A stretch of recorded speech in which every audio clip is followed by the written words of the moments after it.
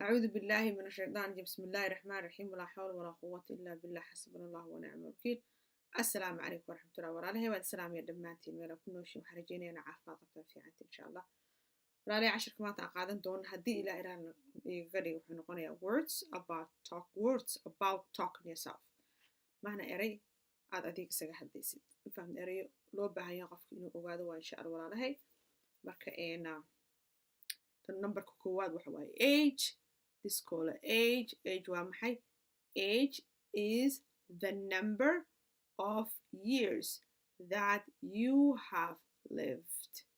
This called age is the number of years that you have lived.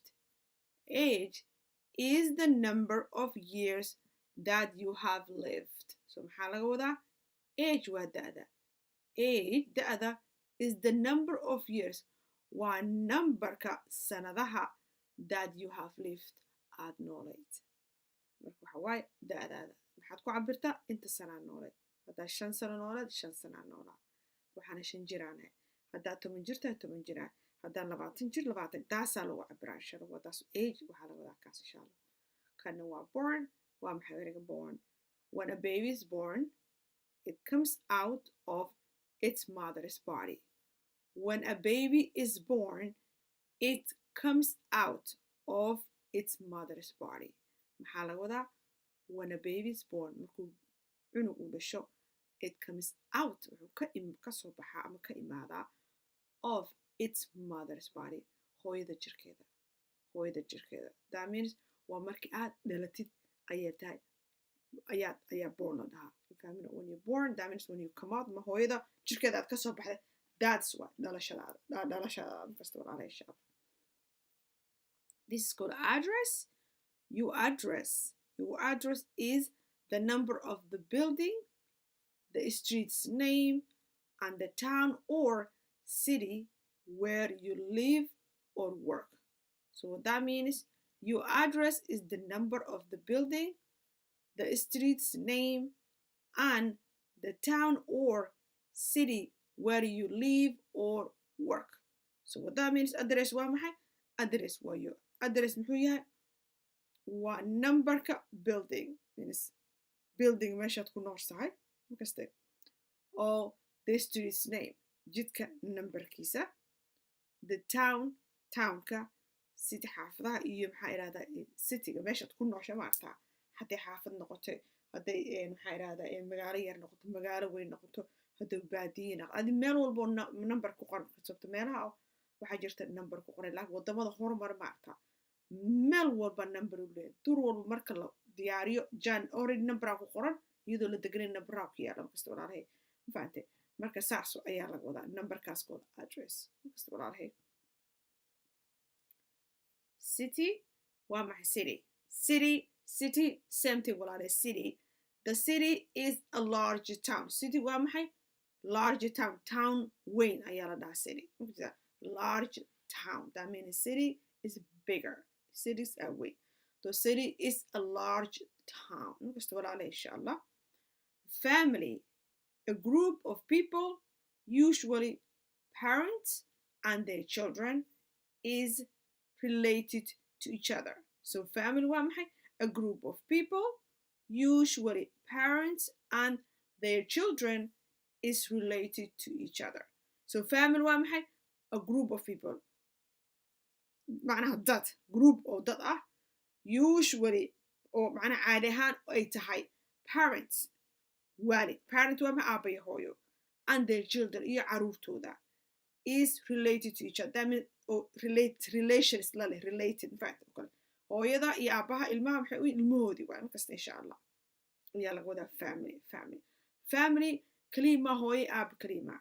family wuxuu noqon karaa macnaha waxaa laga yaabaa qofan hooyo aab lahayn la nool qof qaraabo ah la nool. that is also your family markasta family kaaga waa markasta walaalahay. marka insha Allah casharka maanta intaasaan ku keenaya haddii ilaahay walaalahay insha Allah waxaan rabaa aan idin baro erayadan iyo as Englishan marka la akhrinayo macnahooda waxay yihiin haddii aan yir walaalahay insha Allah waxaan rajaynayaa inaan faatay qaar baan rajayn dhamaatay insha Allah. السلام عليكم ورحمة الله وبركاته.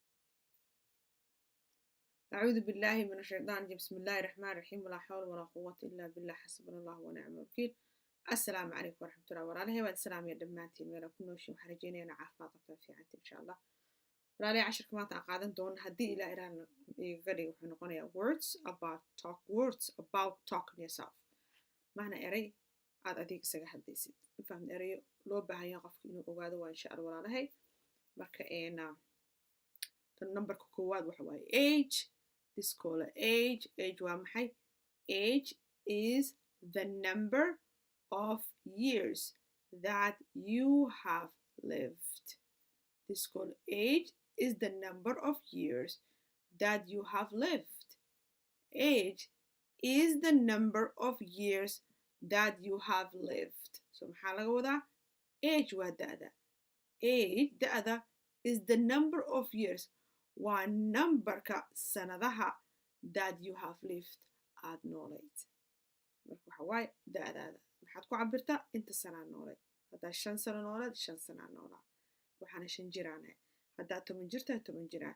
haddaad 20 jir 20 taasaa lagu cabiraa inshallah. waa taas age waxaa laga wadaa kaas inshallah. kana waa born waa maxay ereyga born. When a baby is born it comes out of its mother's body. When a baby is born, it comes out of its mother's body. maxaa laga wadaa when a baby is born markuu cunug uu dhasho it comes out wuxuu ka soo baxaa ama ka imaadaa of its mother's body hooyada jirkeeda. That means waa markii aad dhalatid ayaa tahay ayaa born la dhahaa. When you're born that means when you come out ma hooyada jirkeeda aad ka soo baxday. That's why dhalashadaada first of all inshallah. This is called address. Your address is the number of the building, the street's name, and the town or city where you live or work. So what that means, your address is the number of the building, the street's name, and the town or city where you live or work. So what that means, address waa maxay? Address waa your address muxuu yahay? waa numberka building. means building meeshaad ku nooshahay markaste. oo the street's name jidka numberkiisa.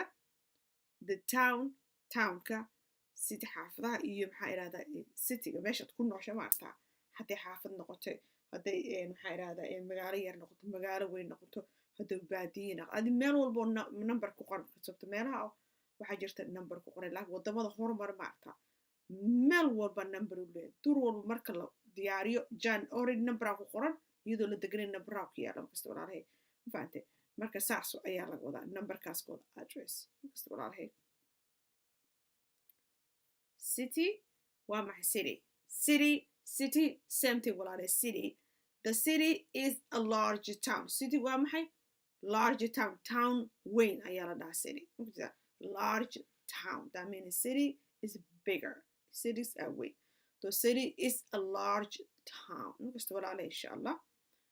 family a group of people usually parents and their children is related to each other.